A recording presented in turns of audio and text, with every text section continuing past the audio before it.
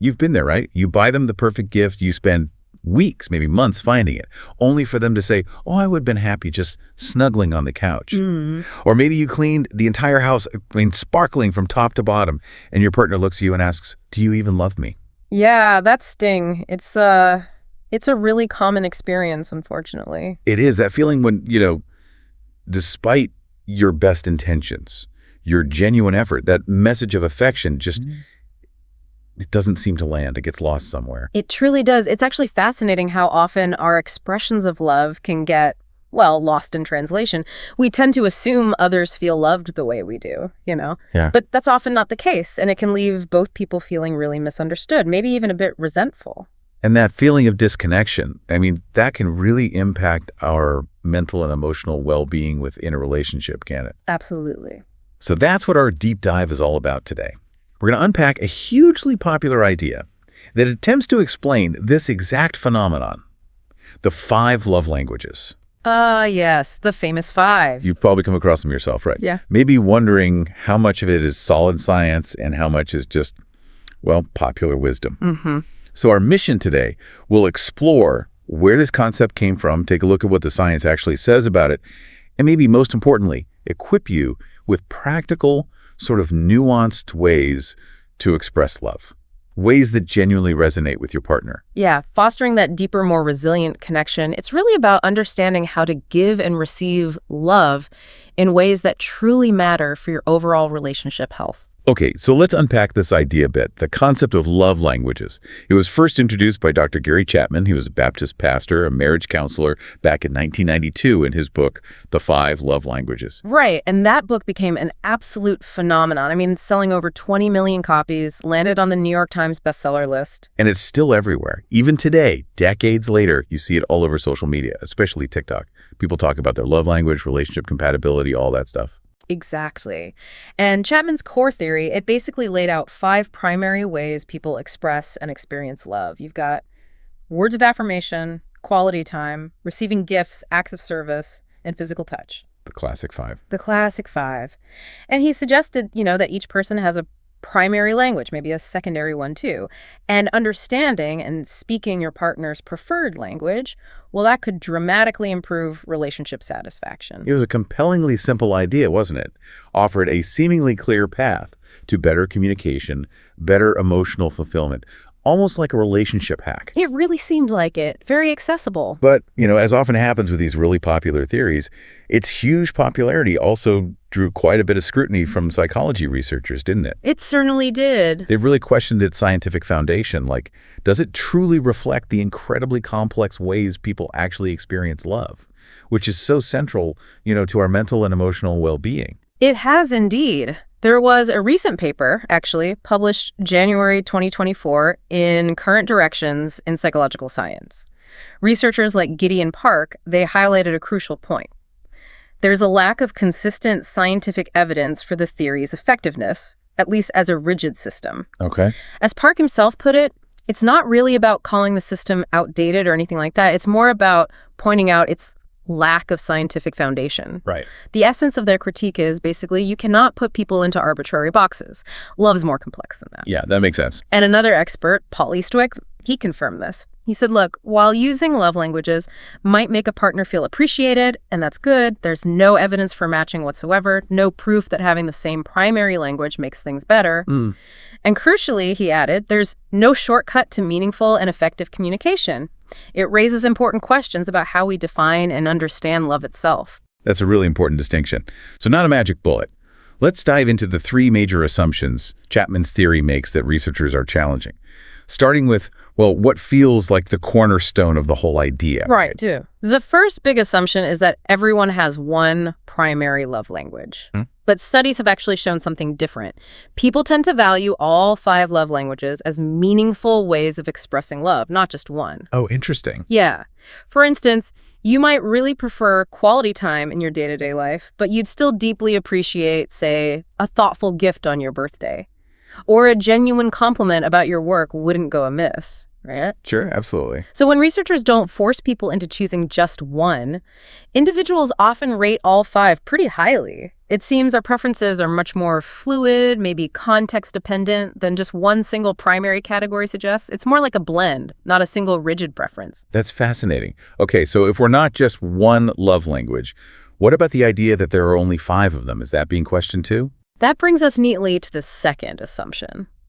There are only 5 distinct love languages. Right. And while these 5 ways of expressing love definitely exist and are valuable, research suggests that how people express and receive love is actually far more integrated, more nuanced than just these 5 categories alone can really capture. So the framework might be too limited. Potentially, yeah. Chapman's framework, by sort of limiting expression to just these 5, might inadvertently undervalue other really crucial aspects of healthy relationships, things that contribute to our emotional security and growth. Like what, for example? Well, things like actively fostering personal growth for your partner, supporting their goals, or granting them autonomy, trusting them. Even making new friendships on their behalf can be a powerful act of care. Ah, I see. Things that don't fit neatly into those 5 boxes. Exactly. They're vital ways we show care, but they aren't perfectly captured by the original 5. As one professor put it, the 5 make sense, but I think there are things that make even more sense. Okay, so love isn't confined to just one primary language, and maybe there are even more than 5 ways to express it. What does this broader understanding mean for that core idea of matching love languages to get stronger connections? Well, that takes us right to the third assumption, that speaking each other's primary love language automatically leads to stronger connections. The matching hypothesis. Precisely. Researchers have specifically tested this, do partners with the same primary love language report being more satisfied? And honestly, they haven't found strong evidence to support that claim directly. Really? That surprises me a bit. It surprises a lot of people. Now, feeling loved when your partner uses a language you prefer can certainly increase satisfaction. That makes intuitive sense. Sure. But get this, a 2023 conference actually found something broader. They reported that expressions of all love languages were positively associated with relationship satisfaction regardless of a person's preference. Any genuine act of love helps, basically. That seems to be the implication. Any genuine expression of love in any language can be beneficial. It seems to be more about the effort, the sincerity, the consistency of the gesture. That's what truly matters for emotional health and that feeling of connection. Wow. Okay. So what does this all mean for us then? It sounds like the love language theory, maybe it's not a rigid scientific law, but it still offers a valuable starting point, a way to think about things. Precisely. I think that's a great way to put it. It really helps raise awareness around unmet relationship needs, which is huge. Yeah. The more nuanced view suggests we should think of expressing love maybe more like aiming for a nutritionally balanced diet. I like that analogy. Yeah. Just like your body needs a variety of nutrients to thrive physically, relationships need multiple, diverse expressions of love to thrive mentally and emotionally. Makes sense. People and relationships, they aren't static, are they? They're growing and changing over time. So your approach to showing love probably needs to adapt too. It's about cultivating maybe a diverse garden of affection, not just planting one type of flower. That's a crucial distinction, isn't it? Yeah. Moving from these rigid categories to something more holistic, more adaptable. So, okay, let's pivot from the critiques to the practical side, the application. How can understanding these languages, even if we see them as flexible guidelines, help us show love more effectively?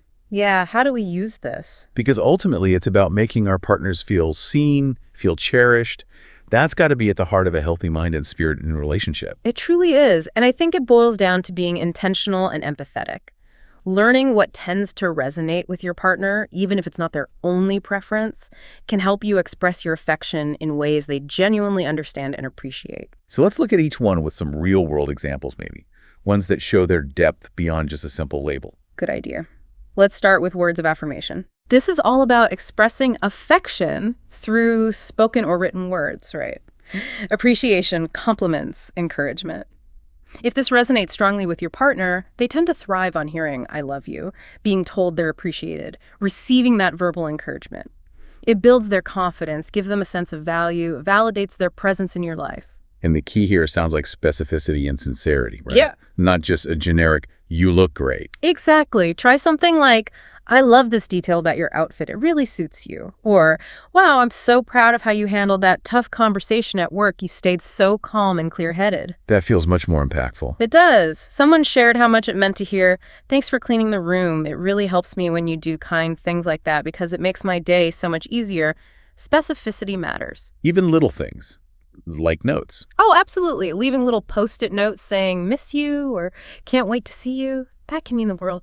And don't forget to share your own feelings. You make me so happy. Or simply, you mean a lot to me. What about long distance? Yeah, that's a challenge. Voice notes often carry more emotional weight than just texts. Or, imagine the impact of a handwritten snail mail love letter these days. Oh, wow. Yeah. Okay, next, acts of service. Right. For people who really value acts of service, actions truly speak louder than words. It's about doing thoughtful, selfless things that lighten their burden or make their life easier.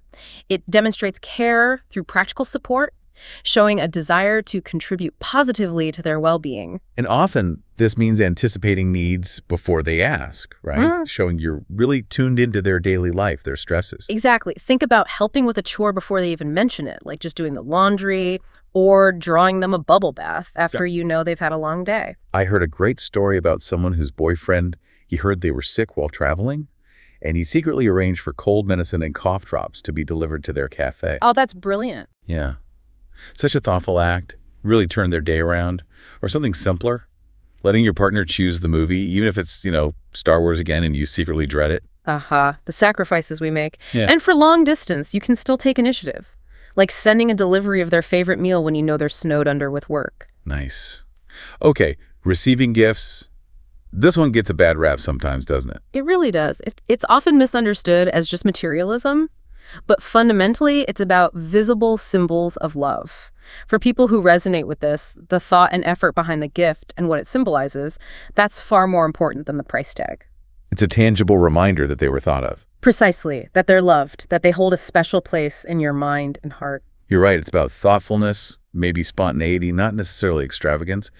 I know someone whose partner found 2 jars of their absolute favorite salsa that they thought was discontinued. Oh, wow. They were over the moon. It wasn't about the cost, obviously. It was the persistence, the knowing exactly what would make them happy. That's a perfect example. Other things could be picking up their favorite snack or drink just because, bringing home surprise flowers from the grocery store, a small keepsake that reminds you of them. Even just a funny meme related to an inside joke can work. And presentation matters too sometimes. It can, yeah. Taking extra time to wrap something beautifully or leaving small gifts in unexpected places, like on their car seat, it's about giving without being asked, that spontaneous thoughtfulness. And for long distance, care packages. Care packages are classic for a reason, filled with their favorite items, or even something like a soft blanket sprayed with your perfume or cologne scent is incredibly powerful for triggering memories and a sense of closeness. Good tip. Okay, quality time. Quality time. This one centers on giving your partner your undivided attention. People who prioritize this feel most loved and appreciated when you intentionally make time to be fully present with them, free from distractions. Showing they're the priority. Exactly. Yeah. It fosters that sense of importance and deepens the connection. And the quality part isn't necessarily about doing something huge or expensive, is it? It's about the focus. Absolutely. It could be engaging in deep philosophical conversations, going on a trip together, sure, maybe to a museum or for a hike. But it could also be accomplishing a goal as a team, like cooking a new meal together or tackling some garden work. Or even just being together. For sure.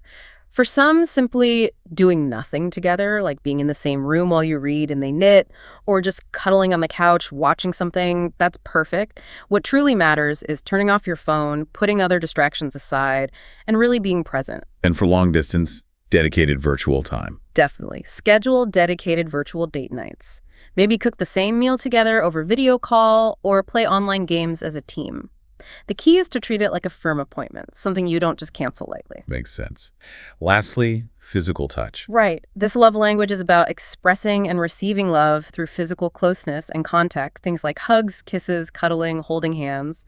It's important to note, though, while sexual intimacy can be part of this, it's definitely not the only expression, right? Absolutely not. And consent is vital, always, in all forms of touch. It's also worth noting this applies to platonic relationships too, like a comforting hug from a friend or a reassuring pat on the back. It builds that sense of safety and belonging. This one feels like it could be the most challenging for long-distance couples. It definitely presents unique challenges, but creativity helps. So in person, examples might be a warm hug when your partner comes home, holding hands during a walk, snuggling up while watching a movie. Yeah, or even just a gentle touch on their arm during a conversation to show you're engaged and connected. Prioritizing physical intimacy, even if it means consciously making time for it, can be crucial for those who feel most loved this way. Any tips if someone isn't naturally very touchy-feely? Yeah, good point. If you or your partner are less comfortable with physical touch, start small. Maybe a brief handhold, a pat on the back. And most importantly, communicate openly about boundaries and comfort levels. Also remember, physical touch can sometimes even help resolve conflicts by lowering stress hormones and creating a sense of safety. And for long distance, besides planning future visits. You can use words and emojis to describe the touch you miss or wish you could give. Sending a thoughtful gift, like a soft blanket or a stuffed animal, maybe sprayed with your signature scent like we mentioned for gifts, that can create a powerful sensory reminder of your physical presence. And yes, always be planning those future physical activities together.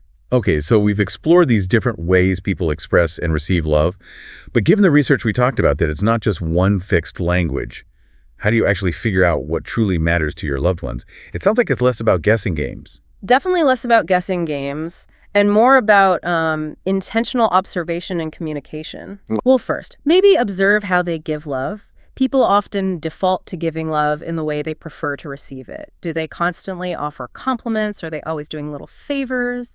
Do they just light up when you spend focused time together? No phones. Look at their output. Makes sense. Second, pay attention to their reactions. How do they respond when you try different ways of showing affection?